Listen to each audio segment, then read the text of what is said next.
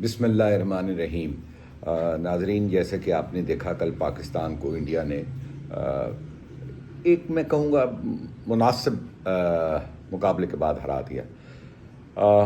یہ تو ہمیں پتہ تھا، اگر کسی کو یہ غلط فہمی تھی کہ پاکستان انڈیا کو ہرا سکتا ہے تو وہ نہیں۔ دیکھیں، اگر ہم مین ٹو مین بھی دونوں ٹیموں کو دیکھیں نا تو ہمارے میں اور ان میں بہت فرق ہے۔ وہ ہم سے بہت آگے نکل گئے ہیں ہر میدان میں، مطلب ہر ڈپارٹمنٹ میں، فیلڈنگ، بیٹنگ، بالنگ، ایون کپتانی، سوچنے کے بارے میں، سب معاملات میں ہم سے بہتر ہیں۔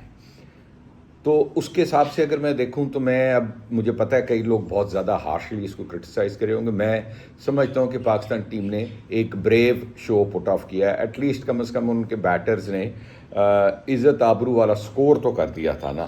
مجھے یہی فکر تھا کہ کہیں گے دوبارہ 125-30 میں لڑک نہ جائیں، لیکن وہ بہت ہی اعلیٰ وکٹ تھی اور اس پہ ریلیٹیولی کھیلنا آسان تھا، اور انڈیا کے بالرز کے لیے بھی کچھ مشکلات تھیں کہ ان کو کنٹین کیا جائے۔ تو having said that, I think Pakistan put up a good total, although Agha Salman کی جو اپروچ ہے اس سے میں متفق نہیں ہوں، میں اس کا بہت سپورٹر ہوں۔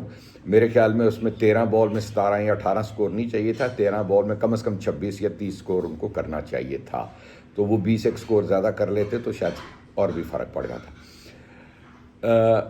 اب سوچنے کی یہ بات ہے کہ پاکستان 2 میچ کھیلا، دونوں ہارا، اور from Indian point of view دیکھے تو ریلیٹیولی ایزی، 7-8 گیند پہلے جیت کے میچ، 6 وکٹوں سے جیت کے آرام سے جیت کے میچ، لیکن Pakistan did fight in it. Fakhar Zaman کا کوئی جو ڈیسیجن تھا اس کا بھی فرق پڑا، شاید اگر وہ رہتے تو 20-25 سکور زیادہ ہو جاتے کیونکہ وہ 23 کھیلتے۔ مگر سوچنے کی یہ بات ہے کہ آگے آپ کا ورلڈ کپ آ رہا ہے، کیا آپ لوگ آنیسٹلی سمجھتے ہیں کہ صرف یہی ٹیم ہے جس کو آگے لے کے جانا ہے ورلڈ کپ تک، یا آپ سمجھتے ہیں کہ بابر اور رضوان کی ضرورت پڑے گی؟ میرے خیال میں تو ضرورت پڑے گی، کیونکہ آپ کو ایکسپیرینس چاہیے کہ اگر آپ کی بیٹنگ کہیں کربل کرے تو وہ سنبھال لیں۔ ہاں، کس نمبر پہ کس نے کھیلنا ہے اس کا تو فیصلہ کوچ کرے گا یا کپتان کرے گا یا جو بھی کرے گا۔ شہین شاہ افریدی نے سارے پچھلے 2-3 مہینوں میں کسی میچ میں شو کیا ہے کہ he is coming back to his rhythm, but overall ان کی پرفارمنس ابھی بھی خاصی کمزور ہے۔ He needs to step up as the most experience and senior. میرے خیال ہے ان کو اپنی کرنی پڑے گی، لیکن ایک چیز تو اب سمجھ آ رہی ہے کہ پاکستان کرکٹ اس جگہ پہ پہنچ گئی ہے جہاں پہ ہم ایک میڈیاکر قسم کی سائڈ ہیں، ٹھیک ہے نا جی۔ سو اس سے اگر ہم یہ توقعات رکھ رہے ہیں کہ ہم آسٹریلیا، انگلینڈ، ساؤتھ افریقہ اور انڈیا، نیوزی لینڈ، یہ بڑی ٹیموں کو ہم آسانی سے شکست دے سکیں گے یا ہرا سکیں گے، میرے خیال میں ون آف ڈے میں یہ شاید ہم کر لیں، ورنہ ہم یہ نہیں کر سکیں گے۔ آئی تھنک ٹائم ابھی بھی ہے۔ تمام جو سلیکشن کمیٹی ہے، جو بورڈ کے وہ لوگ ہیں جو سارے فیصلے کرتے ہیں، ان کو سب کو بیٹھ کے یہ سوچنا ہوگا کہ ہمیں کیسے اپنی کرکٹ کو آگے لے جانا ہے۔ میرے خیال میں بورڈ بہت ساری چیزیں وہ کر رہا ہے جو بورڈ کے کرنے کی نہیں ہے، اپنے گلے میں وہ کہہ رہے ہیں نا، خام خواہ مصیبت ڈال رہا ہے، اپنے پاؤں، اپنی وہ کہتے ہیں نا چادر سے زیادہ پاؤں پھیلا رہا ہے۔ وہ کرنے کی ضرورت نہیں، فوکسڈ کرنے کی ضرورت ہے۔ میں ہمیشہ ایک بات کرتا ہوں اور آج بھی کرتا ہوں کہ جب بھی کوئی کام کرنا ہو تو پہلے ڈائگنوسس ہونے چاہیے کہ ہماری پرابلم کہاں ہے، اس کے بعد بیٹھ کے اس کا سلوشن نکالنا چاہیے۔ اگر ہم سلوشن پہ سب متفق ہو جائیں تو پھر right man for the right job ڈھونڈ کے ان کو لگانا چاہیے، اور ایک ٹائم فریم لینا چاہیے کہ کتنے ٹائم فریم میں یہ ٹھیک ہوگا اور کون کریں گے۔ اور اس طرح نہیں کہ مینٹورز ہیں تو ان کو دے دیے 50 لاکھ، اس کو دے دیے 60 لاکھ مہینے کا۔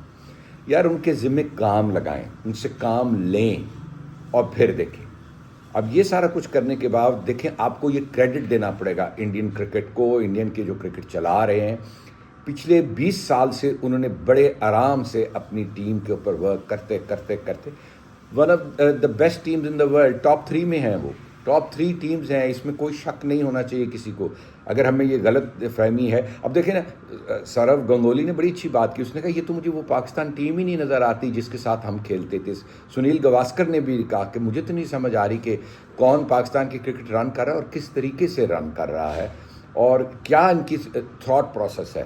سو میرے خیال ہے we need to be clear on what we need to do, how do we need to go, کیا ہمارے گول ہیں, کس طرح ہم نے اس کو اچیو کرنا ہے.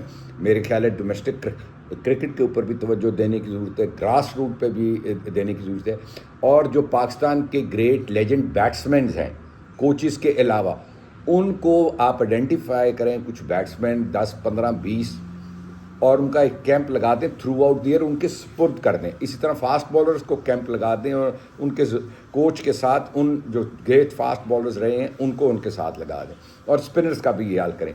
یہی ایک طریقہ رہ گیا ہے جو جلدی اس چیز کو کر سکتا ہے, کیونکہ باقی نظام تو اتنا خراب ہو گیا کہ اگر آپ سارے نظام کو ٹھیک کرنے لگے تو کم از کم 15 سال چاہیے آپ کو ساری چیز کو ٹھیک کیا. تو نمبر 1 میرے خیال میں بیٹرز چنیں جو آپ کے ملک میں آپ سمجھتے ہیں ینگر لاٹ جو اچھی ہے, اور اپنے جو بھی گریٹ کوئی بیٹسمین ہے, انضمام ہو گیا, یوسف ہو گیا, یونس خان ہو گیا, ان کو بٹھا لیں, اور کوچز ان کے ساتھ کوچز بنا کے وہ بیٹسمینوں پہ توجہ دیں.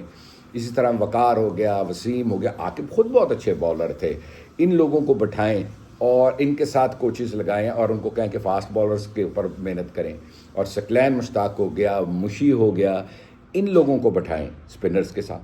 یہ سارے معاملات کرنے کی ضرورت ہے. 7 اسپیشلسٹ فیلڈنگ کوچ کوئی باہر سے مل گئے اور وہ فیلڈنگ کے بھی معیار کو ہمارے کوچز کو بتائے کہ ماڈرن ڈے کرکٹ میں فیلڈنگ کیسے کرانی ہے. تو میرے خیال ہے کہ سب کچھ کرنے کی ضرورت ہے. ناظرین, اگر ابھی تک آپ نے میرا چینل کو سبسکرائب نہیں کیا تو پلیز کر لیں, اور ہو سکے تو دوستوں کے ساتھ شیئر بھی کریں, اور کمنٹس سیکشن میں کمنٹس کرنا نہ بھولیے گا. پاکستان زندہ باد.